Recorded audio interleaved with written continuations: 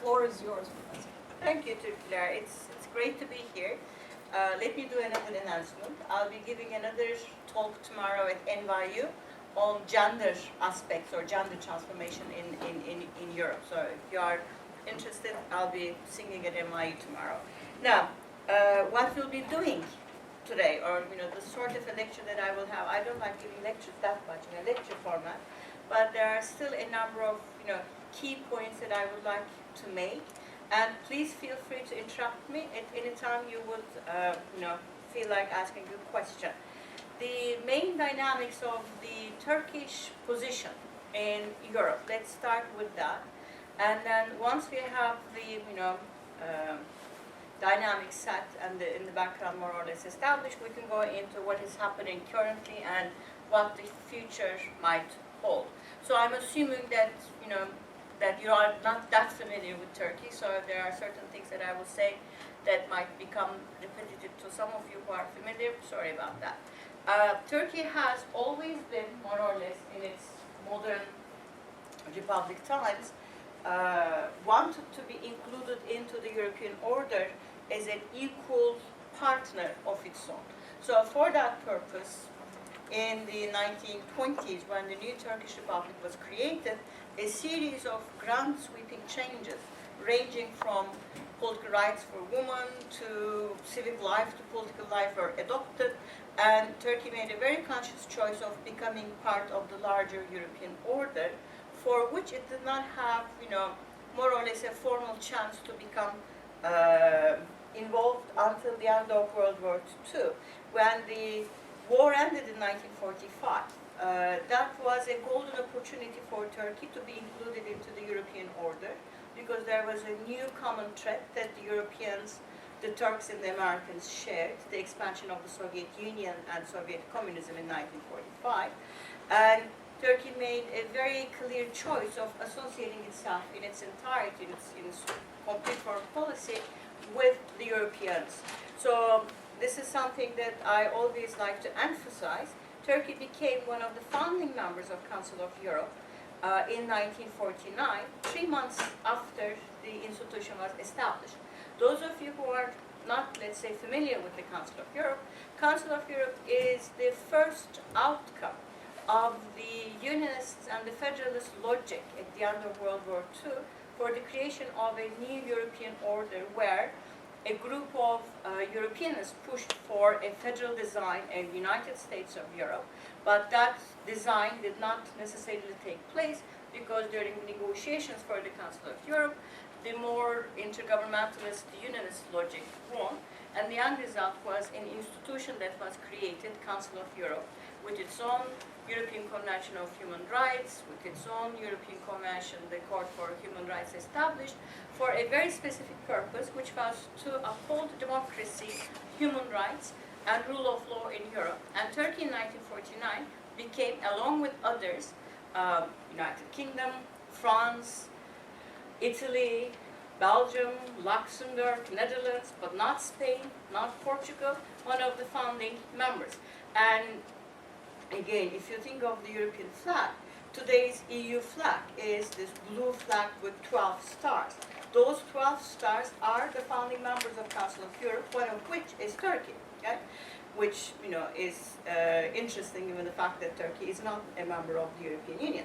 Now, this is again something I emphasize when I lecture to my, let's say, exchange students in Turkey coming from Spain or Portugal, and I tell them that for a very long time, from the end of World War II to the mid-1980s, Spain and Portugal did not enjoy the same status that Turkey had in Europe as an integral part of Europe, because they were kept out of the European institutions, starting with Council of Europe, because they had Franco and Salazar, and because they were not classified as belonging to Europe, precisely because they were not democratic enough.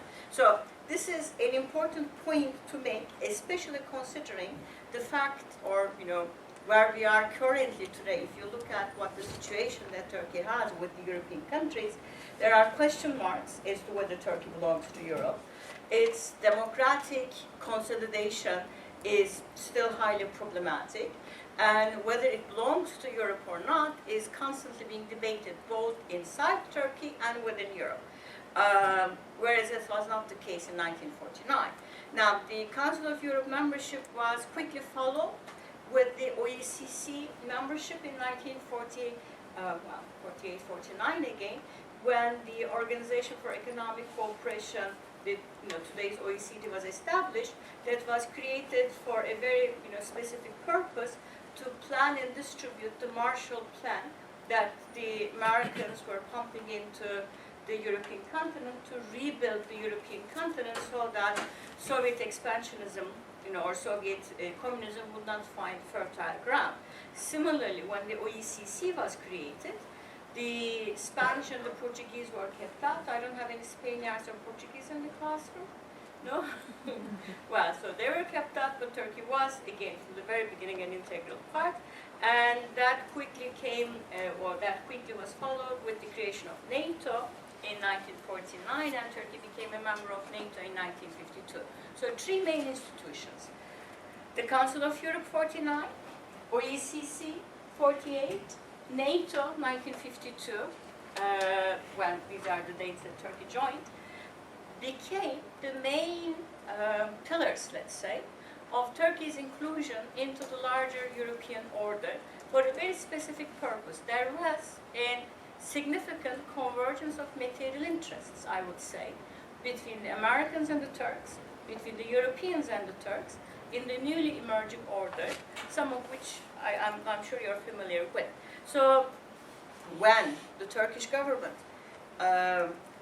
more or less found out that another institution was emerging in Europe, it was not a very big surprise that Turkey wanted to join. So when the Rome Treaty was signed in 1957 with the original 6 who created the European community at the time, that was not perceived in the same manner that Council of Europe or NATO was perceived, for multiple reasons. The UK was not included. It was a smaller institution, most probably created for specific material economic interests. Therefore, when the original 6 signed the Rome Treaty, it did not create these ripples of excitement in Turkey in the way that NATO did, or in the way that Council of Europe did. But nonetheless, when in 1959, 2 years after the Rome Treaty was signed, the Turkish Foreign Ministry received some news that Greeks have applied to the European community. So this is again one of my favorite stories, actually. The Turkish Foreign Ministry gathered and they tried to assess, what is this, the European community? Yeah? So they found out that there was a Rome Treaty signed in 1957, which created, built on the European Coal and Steel Community, a new type of an institution in Europe, most likely developing towards a common market. And they began debating, whether we should also apply to that institution for 2 reasons. One, it had Europe in its name. So all European institutions that were created after 1945, we wanted to become members to. 2, the Greeks applied. Okay? And any European institution the Greeks applied, we also wanted to be in. Why? We didn't want the Greeks to be the only representative of the Turkish-Greek conflict to a third party. So in a matter of 15 days, following the news that the Greeks have applied, we sent in the application. But while these were being debated, and the foreign minister was trying to convince the rest of the ministers in Ankara, and one of them said, well, everything you're saying is correct about Europe, the Greeks, and everything.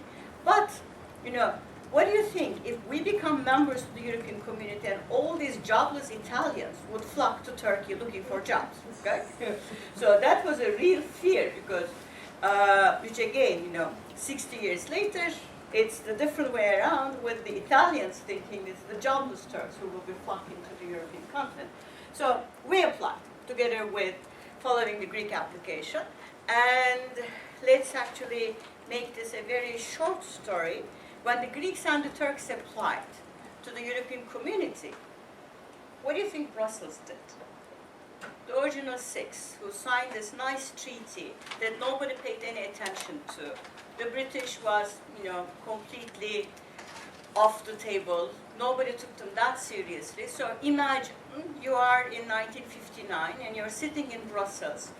the European Commission President or the different ministers of foreign affairs or heads of state of the original six, and suddenly two letters of application, one from the Greeks, the other from the Turks, arrive. What do you do? What would you do? Think of yourself as a commissioner. Think you are, let's say, Walter Holstein, Commission President, or Jean Monnet, who is the main architect of the European Union. They were ecstatically happy, yeah? Because it gave a signal that this was a legitimate institution to which others aspired to join. Yeah?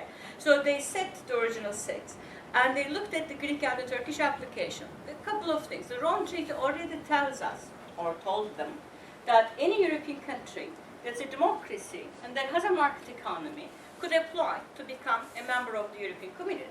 So what do you look at? The Greeks and the Turks. Are they European? Check. Right? Nobody said in 1959 or in 1960, well, these are not that European. Okay? There was not a question mark over their Europeanness because both of them were already part of the Council of Europe, OECD, NATO. They were seen as these fundamental bastions of Southeast Europe, integral to European stability and integral to Western security. So nobody questioned the first criteria, whether they were European or not. They were definitely European. Okay? Then next came the second question. Are they democracies? Well, there was, depends on how you define a democracy. Okay? So whether they were democracies or not was not that easily answered. And on top of that, 6 months after the Turkish application, in 1960, there was a military takeover in Turkey. As the 1960 military takeover, the Prime Minister, Minister of Finance, and Minister of Foreign Affairs were executed. So for the European community, who has democracy as one of its founding pillars, which is still not clearly justified and explained in the 60s anyway, to have a military takeover in a country which applies still remained to be a problematic situation, but they just suspended the negotiations and they didn't say, well, you can never have an association with us. But democracy as the second criteria was less of an easily answered thing. And the third one is whether they had a market economy or not. And that was very clear. The market economy in Greece and in Turkey still, well, in Greece anyway, but in Greece and Turkey in the 1950s, early 60s, fell by a long shot beyond and behind the European economy. So the original six said, and they said, well, we want Greece and Turkey to become members of the European Union in the future. European community, there is no EU. But not now. So what shall we do? Okay?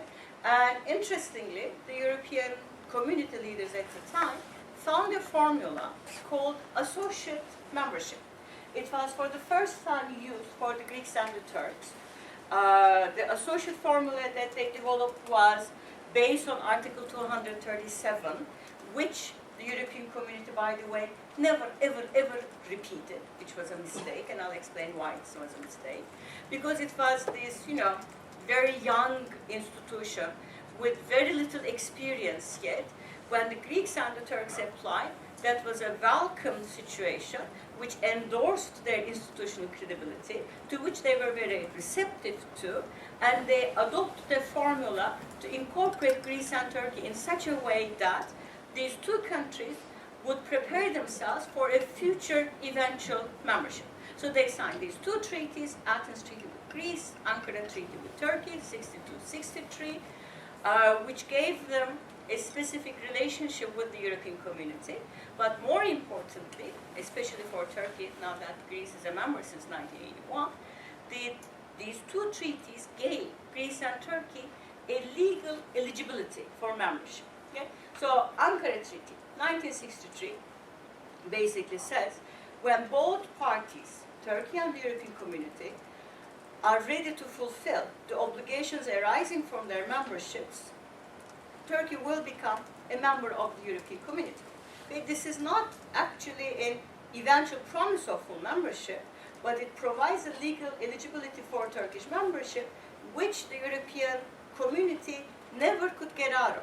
So when, for example, today, you listen or hear Angela Merkel, the German chancellor, saying, well, we have these treaties that we signed with Turkey, and we have obligations arising from these treaties. She's referring to the Ankara Treaty. When you hear Nicolas Sarkozy, less so from François Hollande, they remark that, well, you know, there is pacta sunt servanda, we signed the treaties, we're bound by it. They're referring to the Ankara Treaty, which gives Turkey legal eligibility. So the only way out for today's European Union in 2014 to turn to Turkey and say, well, you cannot become a member of the European Union, is if and when Turkey does not meet the EU's accession criteria. It cannot say you're not part of Europe. It cannot say you don't have a legal eligibility. Okay? When Morocco applied in 1990, right, that was a very clear answer. They turned to Morocco and said, well, we like Moroccans. It's nice to have vacation there, but you're not part of Europe. Okay? So you can never be part of the European Union. That answer that was given to Morocco in 1990 cannot be given to Turkey precisely because there is a legal basis for Turkish eligibility which locks the European Union into actually, well, sort of a box that they cannot really step out of, get out of with regard to Turkish EU membership. Okay. So, but despite the legal eligibility for Turkey to become a member, there are membership requirements that Turkey is expected to fulfill. Now, if we were doing this lecture last year, I probably would have been talking about some other stuff which have changed over time, and I'll explain what those are. Now, Turkey applied for, after the Ankara Treaty for full membership in 1987, but by the time Turkey applied and the European integration process took a different turn, both the EU and Turkey were at different places, let's say, and the European Union in 1989, the European Community still, told Turkey that despite your legal eligibility, under the current time, under the present conditions, you cannot yet become a member. And it was only in 1999, 15 years ago, that Turkey was finally granted a candidacy status in the European Union, which has become the European Union. Now, let's just say a few words about this. What does candidacy mean? Okay? Candidacy status is directly related to the European Union's enlargement process, where all the applicant countries are judged by their, basically 3 criteria which the EU has adopted in 1993, the Copenhagen criteria. They're judged by the stability of their political institutions, the stability of their economic dynamics, and their ability to adopt the EU's acquis communautaire, totality of EU law. Now, for any applicant country, okay, to become or to be declared a candidate country, which is, not only legal eligibility is in the case of Turkey, but somebody who enters the pipeline of enlargement, the first basket, the political aspects of the Copenhagen criteria, have to be adequately met so that the European Commission should, in its evaluation, recommend candidacy status. Now, in the Turkish case, in 1997, when the European Commission first made its major evaluation of all the applicant countries, 14 at the time in 1997, the European Commission could not say Turkey could become the candidate country because its political criteria was still beyond, it was still not meeting the European level of democratic development. And it was only in 1999 the European Commission said that, Turkey meets some of the political aspects of the criteria, therefore it could be a candidate country. Now, candidacy integrates Turkey into all the community programs, which was a very important development, and it also lends credibility both to democratic development in Turkey and to economic dynamism. Now, but in order for accession negotiations to begin, in order for Turkey or any country, it doesn't have to be Turkey, Croatia, in order for the actual negotiations to begin, the European Commission should declare that whoever the applicant country is fully meets the political aspects of the Copenhagen criteria.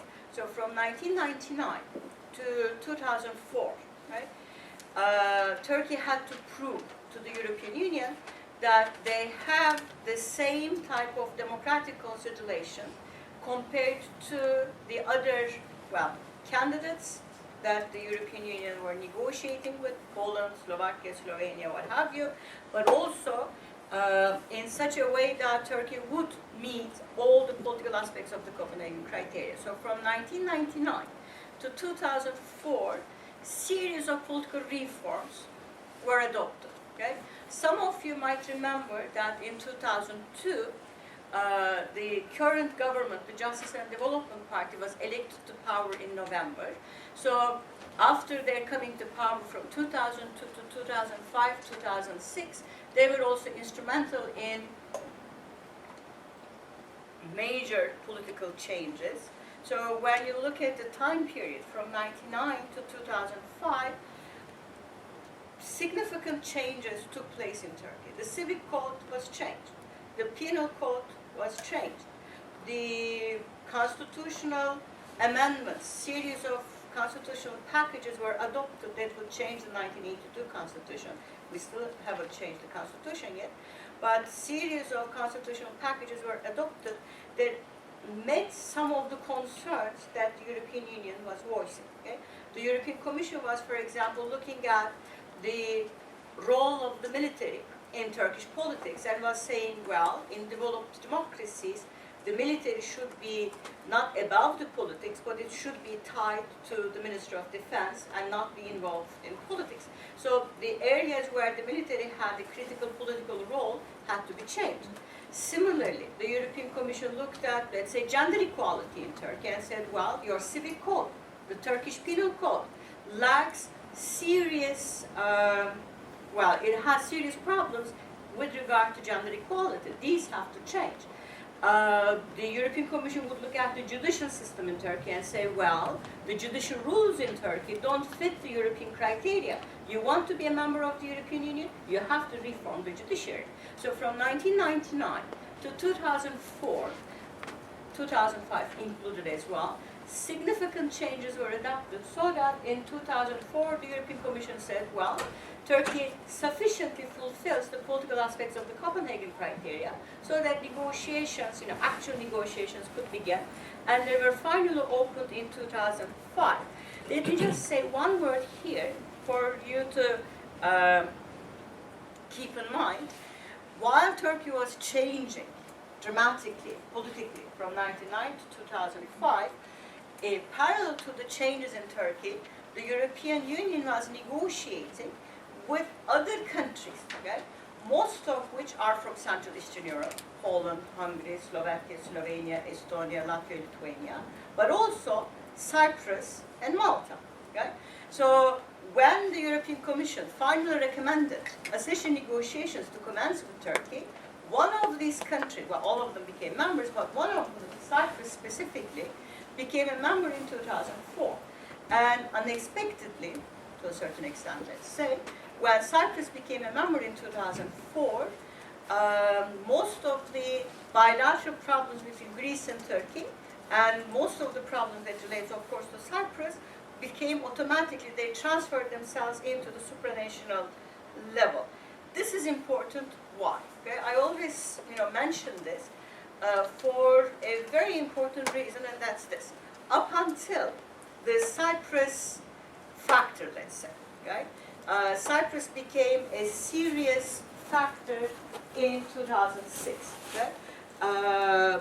Partly because number of chapters were blocked due to the, Turkish inability and the reluctance to fulfill its obligations under the customs union that it had signed with the EU in 1995. And Cyprus also blocked on its own, beyond the EU level thing, blocked on its own the opening of 6 different chapters. So from 2006, okay, 1 year after the negotiations began, from 2006 onwards, the Cyprus factor became a significant, let's say, obstacle to the continuation of the negotiations. Now, why is this important? It's important for this reason. from the Turkish perspective, Turkish government's perspective specifically, the EU accession process began to lose credibility. Okay? When it began to lose its credibility, the Turkish commitment to political change began to decline. So when Turkey adopted all these political reforms, okay, that I just mentioned in passing, there was this expectation that changing according to the EU norms, EU acquis, would eventually enable Turkey to become a member of the European Union. Okay? But once an unexpected factor, okay, Cyprus, which I'm not going into details right now, but we can during the Q&A, once an unexpected, uncalculated factor from the Turkish point of view became an obstacle to the negotiations, Turkish belief in the EU's credibility declined. Parallel to that, the Turkish ability to pass reforms also began to be affected. So from 2006 onwards, we actually see a slowing down of the political reforms, and in the past year or so, we don't only see a slowing down of reforms, we are actually even seeing a spillback, a complete turn back. Okay? So why is this happening? Okay? There are multiple factors that feeds into the Turkish-EU relations, which is not completely related to Turkey as well. A basket of factors are directly related to the integration process itself. Okay? So when the EU expanded and deepened over time, most of the significant problems that the EU would confront after 2008 were not either perceived or dealt with. Okay? What do I mean by that? One, the 2008 economic crisis. I'm trying to see if I have it here. In 2008, when the European Union began to suffer from, an euro crisis, it actually created a picture from the Turkish eyes as well. Okay? What I mean by this? Okay? In 2008, we found out that Greece qualified for the euro in 2001 by manufactured data. Okay? The Greeks gave the European Commission in 2001 manufactured data on their statistics. Okay? And I'm going on record on this. The euro was adopted. Okay? So it's beyond Greece, actually. It's a problem beyond Greece. The euro was adopted without actually planning, okay, completely the implications of having a common currency without having a common macroeconomic policy. So the Eurozone, okay, which currently has 18 with Latvia as well, suffered through this northern-southern division, let's say, where the southern countries, Greece, Portugal, Spain, Italy, were able to borrow from the same interest rates that the Germans enjoyed without having the same strengths of the German economy. Okay? Now, that meant that in 2008, suddenly we found out that Greece, for example, had a public debt close to 200% of its GDP. Okay? Whereas the EU criteria is very straightforward. If you want to be in the euro, your public debt cannot be more than 60% of your GDP. Okay? Similarly, your budget deficit cannot be higher than 3% of your GDP. Okay? The Greeks had close to 10%. So similarly, Spain had close to 100% of its GDP in its public debt. So from the Turkish government's perspective, and this I also found very interesting, that the Turkish economy, 2008 to 2013, 2014, looked in a much better shape compared to the southern economies who were in the Eurozone. Right?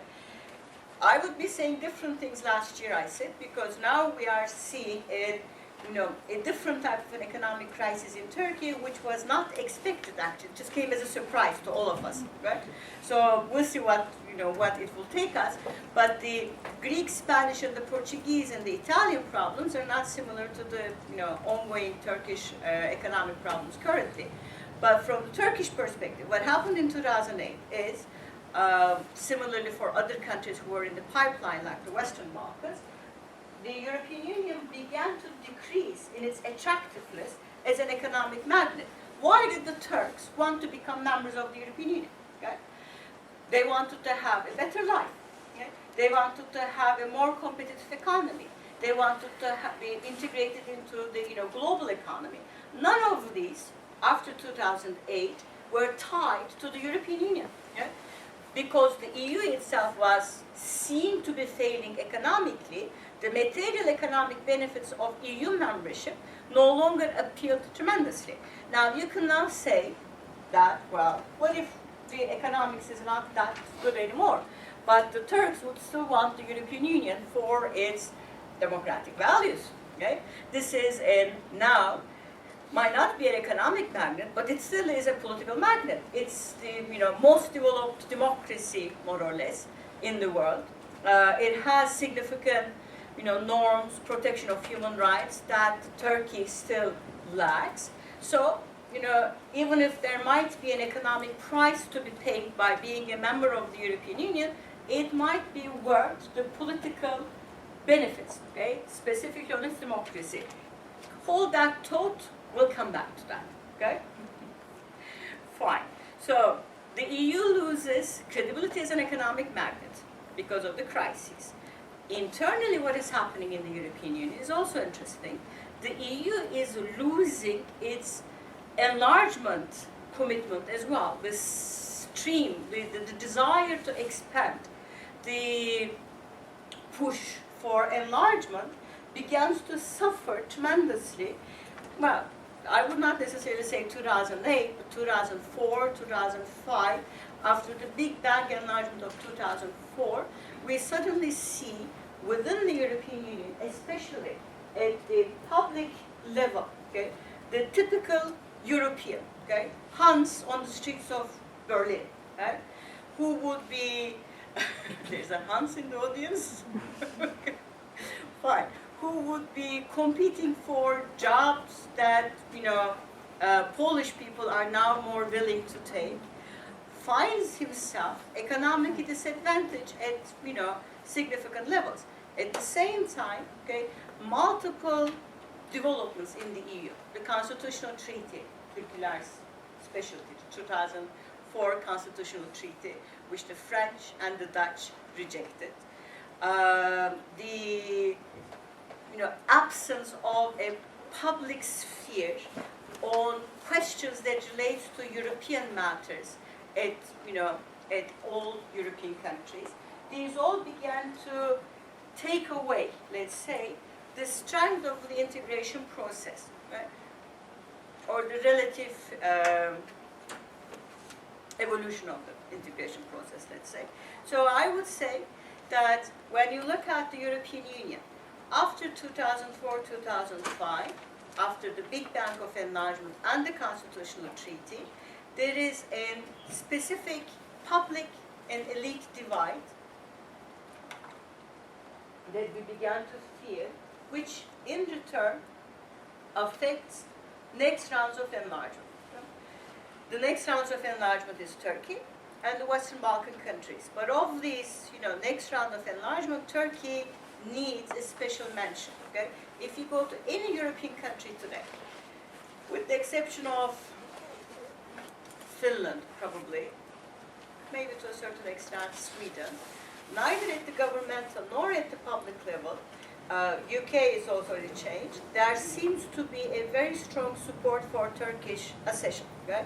Now, I'm saying UK, but UK was supportive of Turkish accession at the governmental level because the British preferences is the more members we have, the better we are in the European Union because the less federal the EU will become. Okay, so Britain has a very specific preference. But the British public now, if you look at the British public, they are not only hesitant about further enlargement, they're also hesitant about the EU itself, so that there will be a referendum in Britain on the EU itself very soon.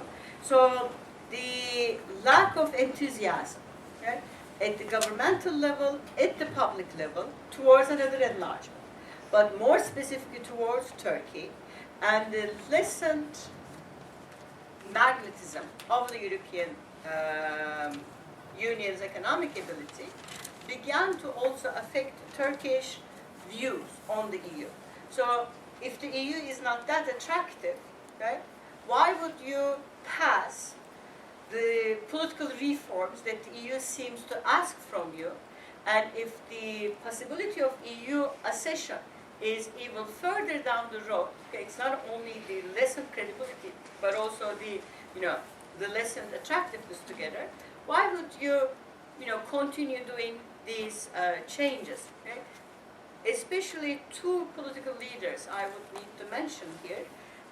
The French and the German leaders' speeches in the past 6 to 5 years has begun to affect tremendously the Turkish vision of what the European Union membership would be. Yeah? Now, let me actually go into this. This will eventually change. So why would Turkey want to be a member of the European Union? That's the question we have now. One could say it's for economic reasons. Okay? I've listed the largest economies, not I. The World Bank has listed the largest economies of 2012 based on their purchasing power parity. Here, well, since you are all political scientists, I'm assuming that you are already familiar with this. As you can see here, Turkey stands at number 15. When you look at direct GDP, not purchasing power parity, Turkey is about 16. Now, this is an important table for a number of reasons. US is always number 1, yeah? And that's not going to change in the next couple of decades. Why do you think I'm saying that? The American economy also passed through its own, problematic cycles. It still is passing through these, but it still has the largest GDP, close to 16 trillion. China, in real terms, not purchasing power parity, is about half of that. Where do you think is the EU together? The EU. Yeah, EU has 17 trillion. Okay, but the EU is, it's not a state. Okay, so when we rank economies, the EU economy, even though with its 17 trillion, would be higher than the United States. It still is, in terms of independent states, individual states still rank low. Two things that I would like to mention here, and it's this. There has been a significant transformation in the largest economies in the world, with the BRIC countries that I'm sure you are all familiar with, have began to acquire. Brazil, for example, bypassed United Kingdom in 2012. It was, I think, less than UK in 2011, so Brazil is moving up the ranks. But it is now, and this is also one of the reasons why I said I would be saying different things if I made this presentation last year. This is last year, okay? What is happening this year? If I put together a table right now, okay, what would you say would change in this table? Sipa. Turkey down. Ah. Is it only Turkey down? No. Who else is down? Spain. They are still in the first 20. Well, Spain is going to go down. There's no change in that. Brazil. Yeah, currently what is happening is this. We now have, of these first 20 economies in the world, 5 of them, which were the emerging economies, Brazil, Turkey, Indonesia, India, and Mexico. No, Russia has natural gas, so it's not going to happen. Not much is going to change for Russia. These 5 countries are going through hard times. Okay? Again, SIPA students would know this very well. Why? The Turkish lira is going down, as our colleague here said. Brazil real is going down. Mexico peso is going down. Why? Well, for Turkey, other reasons, of course. Yeah. But there is something that's common to all of them, and that's your Fed recent decisions that is making a change. What is the Fed doing? Stopping quantitative easing or relieving it a little bit. They're lessening the liquidity in the market, right? Now, the emerging economies relied on this liquidity in the market for the past 3 to 4 years. And they also benefited from this capital flight from the US and the the more developed economies like France and Brazil, France and UK, who were not in trouble, but the emerging economies became a safe haven. Now they are suffering from changing financial situations globally. But in the Turkish case, there is one more reason that is creating a decrease in the value of the lira. All their debt is in dollars. Everybody's debt is in dollars, though, no? Well, but all of their real estate development and such is all based upon Dollars. economy. Well, that's true. That's true. What else is causing the Turkish lira to go down? Corruption. Stability. The corruption crisis, recent corruption crisis. Yeah, well, To a there certain is no extent, but not that corruption in much, Turkey. not that No, there is no corruption in Turkey. The political reasons, okay? There is now a separate basket of political reasons. Corruption happens, okay? Corruption happens Especially everywhere. now, especially now. Yeah, the Transparency International actually ranks all the countries based on their corruption. Denmark always ranks first as the least corrupt. But corruption happens in other countries. In Spain, for example, recently, we are now following what's happening in Spain with the royal family implicated in corruption. It's not that corruption happens, but how you deal with corruption, which is, I know what you meant. So and beyond the corruption thing, I think it's the confidence in political stability. Now, what made Turkey, okay, when you look at the past 10 years, 2002 to 2013, or 2001 to 2013, from Kemal Dervish to 2013, Turkish economy was on a roll. Why? It was politically stable. Okay? It had a negotiation pattern with the European Union. It seemed to be fully integrated into the international capital markets, and it was not seen to be involved in, shady developments, let's say. Okay? So it's a matter of trust, right? Classical Robert Putnam, reason. Okay? It's trust in the system. Now, when the responses to the corruption allegations or the possibility of continuation of political stability in Turkey begins to suffer, economic stability also is affected. Now, in Brazil, there is not similar things going on. Similarly, Mexico, Brazil, Indonesia, they don't have this extra question mark over their political stability that Turkey has. So the Turkish lira's plummeting is higher compared to Brazil, Mexico, or Indonesia. On the other hand, okay, we already have seen in the past, again, 5 to 6 years, that it's not only economic stability in Turkey, but for American foreign policy or for global transformation at large, Turkey increasingly is playing a different role than it used to play. Okay? I'll give you a few examples. When, for example, during the Cold War years up until 2007, it would not have been expected to see Turkey to follow a completely different foreign policy pattern or choice compared to the US or Europe. Okay? But in 2010, when in the United Nations the nuclear sanctions against Iran were being debated, Turkey in the UN Security Council was the only country that said no, okay? Which came as a surprise to the Americans. Okay?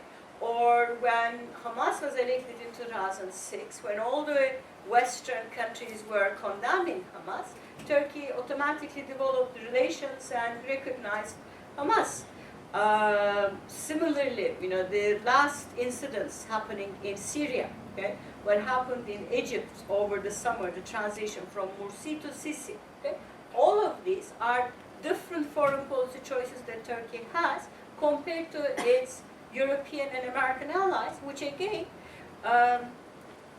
is partly surprising, partly not. Okay? So that brings me to, along with the economy, my second, I would say, argument here. Turkish foreign policy as being very pro-American and pro-European is no longer the case. Okay? And this is, well, parallel to increased Turkish military capability. Okay? The Global Power Index, okay, ranks, for example, all the countries in the world based on their projection of military capabilities. US, of course, is number one. No surprise there. But Turkey is 11. And its ability to project power is basically shaped by its military capabilities. And Turkey is increasingly using, we'll see what will happen after this time, but in the past 5 years, I would say, is increasingly using both its economic and military capabilities to pursue specific foreign policy choices in the region where it's located, okay? With the Middle Eastern countries, with Africa, okay? I was listening to our foreign minister the other day, and he was basically saying that we are the only country in Africa that's constantly opening up embassies, right? So we have now, embassies all around Africa, okay? And there is similar to the diplomatic expansion, there is an economic expansion going on as well. Now, the military capabilities that I would like to emphasize here is that when Turkey follows, okay, a specific, not very pro-American and pro-European foreign policy, it could do so. It has the capability to do so now, which it didn't have before, let's say in the 70s or 80s, early 1990s. So having increased capabilities, increased capacity, they also enable the adoption of different foreign policy choices, which are not necessarily very, let's say, pro-American or pro-European. Well, we can debate that. Now, that takes me to my third point, which is democracy. Okay? And these are basically, I think I skipped saying that, these are basically the points that I would like to make to assess what kind of a future Turkey-EU relations have.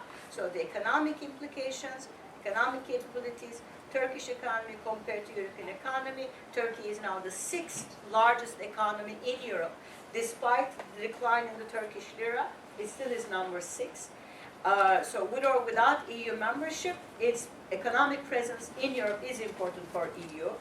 It has a very significant military capability that it uses to project its own power in the region where it's located. You might argue that it's not necessarily succeeding in some of its foreign policy choices. We have seen that's not the case in Syria. We have seen that's not the case in Egypt, but mistakes do happen. And the third is the political aspects. Okay? And the ranking of Turkish democracy. I actually put Turkey together with the countries in the region. So this is not all the EU countries, but to give you a sense of where Turkey would stand as a democratic country in the region where it's located, compared to the Arab countries, compared to Balkan countries, and I also added Ukraine and Russia because the EU tends to treat them together. And you could basically see here that when you look at Turkish democracy, what do you see? Half and half. You see which half? Well, maybe not the good one.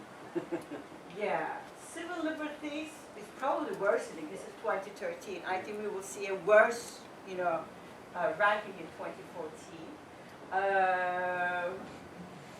There are certain political rights, but the ones who are exercising the political rights are, limited. So it's a very mixed political situation, and I would say it's actually worsening. Okay? So the latest developments in Turkish democracy are not, causing those of us who are dedicated to democratic consolidation to feel hope for the future. So we'll see. Okay. But this table is important because it shows you this. Turkey doesn't need the European Union for economic reasons or for military reasons. It doesn't need the EU to become a military power in the region where it's located. Okay? It already is. Right? Similarly, okay, when you look at, for example, EU military operations, which began in 2003, in all EU military operations, Turkey was an integral participant, contributing much more than most of the EU countries. It always ran together with UK, France, Germany, Italy, and Turkey. Okay? So even though it's not an EU member, it contributed significantly to all the EU-led operations in the Balkans, in the Middle East, Caucasia, even in Africa. Okay? So in terms of, and at the same time, it's able to exert significant power in the region where it's located through its economic links. I can show you another table there. Through the diplomatic engagement it has in the region, and also through its basically not the possibility of using force, which Turkey does not use, but through its capacity which projects that image. Similarly, with regards to economic capabilities, with or without EU membership, Turkish economy is going to, continue the path it has to once it solves some of the political stability problems on its own. It's democracy that matters the most. Okay? The way I began, when Turkey became one of the founding members of Council of Europe in 1949, Turkey committed itself to rule of law, protection of human rights, protection of all kinds of rights, irrespective of race, religion, gender, what have you. Okay? It committed itself to democratic stability. It committed itself, like my friend here mentioned, control of corruption, eradicating corruption. In all of these, okay, in all of these political norms, Turkey needs a very strong anchor. Okay? And that anchor is Europe. That anchor, unfortunately, is not the US. Okay? It never was the US. Okay? That political, democratic anchor is Europe. Okay? And if Turkish economy is too strong on its own, then it wouldn't also need that anchor, because you could be like China, a capitalist economy growing constantly without necessarily democracy. The link between democracy and, economic capability is gone. Right? So for the Turkish case, the importance of Europe is its democratic development. Okay? Now then you would say, well, why would the EU need Turkey? Okay? That Turkey would depend on the EU for its democratic development. What's in it for the EU? What's in it for the EU? If you were François Hollande, who was in Turkey the other day, the French president, without the girlfriend, he came solo. So, what would Turkey mean for France, for Germany? It's a big market. Population. Okay? Yes. Well, this is a prediction made for 2050. Okay? Like most predictions, it probably has serious problems on its own. But the UN more or less foresees a significant change in the global population. Okay? Now, if you were my students, I would ask you this. What is it that you see in the table first? What hits you on the face? Are you from Germany? No. No? From Europe. Okay. Yeah, Germany is decreasing. Actually, in Europe, the only country that's increasing is UK, right, in population. Why? France. France is increasing. Yeah, exactly. UK is still It's a open mix. to It's immigration. Fertility, immigration. Yeah, and then they also have a very significant Commonwealth population, Indians, Pakistanis, Bangladeshis, who are, still reproducing in UK. We don't know how long, but they are still reproducing. So UK is okay. In Germany, we have the Turks, right? but they don't seem to be reproducing there. What's happening? What do you think is happening? Hmm? They moved up the ladder too much? No, they're coming back to Turkey. Ah. So in the last, well, maybe they will come back to Germany again, I don't know. In the last 2 years, they're coming back to Germany, okay? Whether that trend reverses or not, I don't know, but they're coming back. And yet, it's your, and the ones who stay have become Germanized probably. So they are, they have higher levels of economic development. So beyond Europe, what do you see? So Europe is getting smaller. What about US? It's growing. Yeah, US is okay.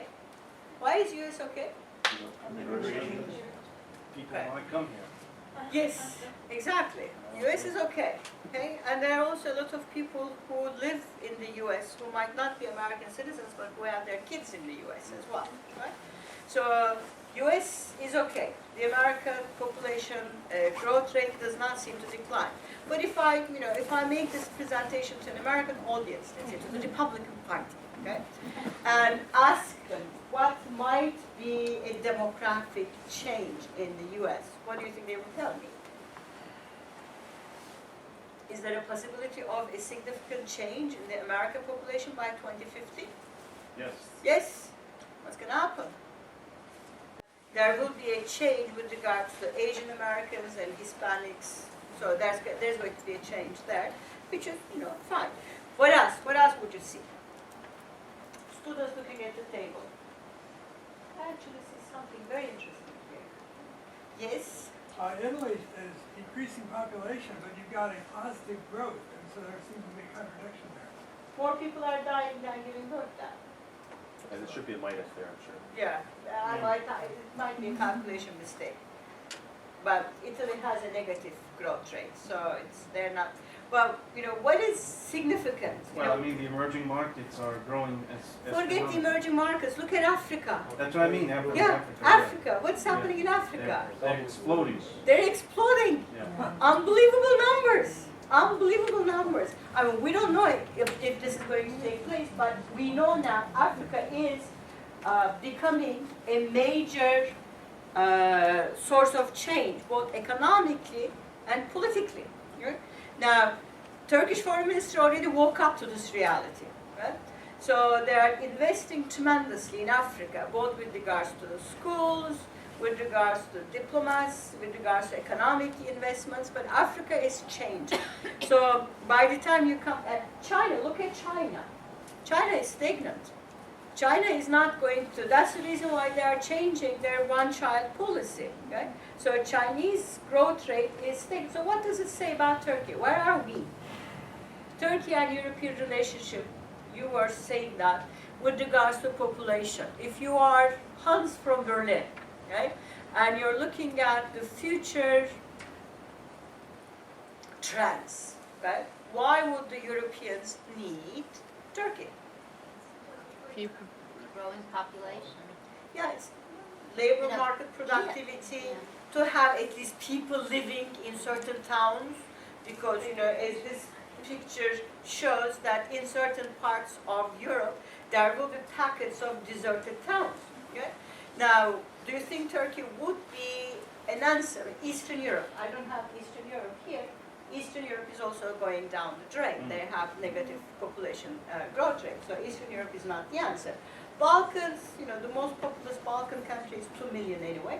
So in terms of labor market productivity, in terms of, continuing pension plans, when you look at Germany, yes, we will have 71 million people in Germany, yes. But of that 71 million, okay, the World Bank director, the IMF representative in Turkey gave my students a presentation a couple of weeks ago in Istanbul. And in his presentation, he gave us the demographic composition of all the European countries. Germany, the 71 million Germans that you see here in 2050, 35% of them will be over 75, right? Which means they need to have, support. All kinds. And I have a mother who's 85, a mother-in-law 87, and all my aunts are 85, 86, right? So we have, interesting family gatherings of 80 pluses. But they need, economic help, they need health care, they need elderly care, and all of this is becoming a very, very serious problem for the European economies. Okay? In China, less so because they still have the civilian system promoting it. So Turkey, or the Turkish incorporation, or Turkish role in Europe, is not only strictly related to labor market, but it's about social policies that we would expect to see in the next 20, 30 years. So there is a significant, I would say, a mutually dependent relationship, irrespective of what the politicians in Germany, irrespective of what politicians in Turkey, and irrespective of politicians in France, let's say. Okay? Turkey needs Europe, Europe needs Turkey. Okay? There is no question on it. They need each other for different reasons, yes, but in order to have a mutually beneficial relationship, okay, both parties need to, which is now more of a policy speech, but they need to go beyond the immediate problems that are, in the current relationship, and resolve these so that, for Turkish democracy, Europe is critical. For European economic growth and European market and social policies, Turkish integration is critical. So they are mutually dependent each other. They are mutually dependent and they have mutual benefits which they have to work upon. Okay. Now, I received a question yesterday from Lily, from somebody from the audience. Stephanie or Samantha? Yes. Anyway, the question was this, okay? It's you. Would Turkey use the Shanghai Cooperation Organization instead of the EU? I have a very short answer. No. Yeah. Why is the Turkish politicians talking about the Shanghai Cooperation Organization? They want to tell the EU that we have other options. And the fact that our other options are Russia and China and Kazakhstan is, doesn't need to be evaluated too much, because, what the Turks have with the EU is not designed to be a simple economic integration. Okay? Sometime in the early 2000s, okay, 2002, I think, when the European Union was very critical on the Turkish political situation, and a military officer said, well, we have other options. If the EU doesn't want Turkey, we can then integrate with Russia and Iran. Okay? Now, again, that's something that demonstrates a lack of comprehension on the side of the Turkish officer of what the EU means. Okay? But they're using this right now. They're using this basically because our Prime Minister just said this a couple of days ago in Brussels, and he said, well, we have other options when they were having these meetings in Brussels. They're saying this to increase the Turkish bargaining power on the table. Okay? We are not in desperate need of the EU. We can do other stuff. Okay? But the EU is not only an economic organization. Okay? It might have economic benefits, but the EU's most important rationale for Turkey is political.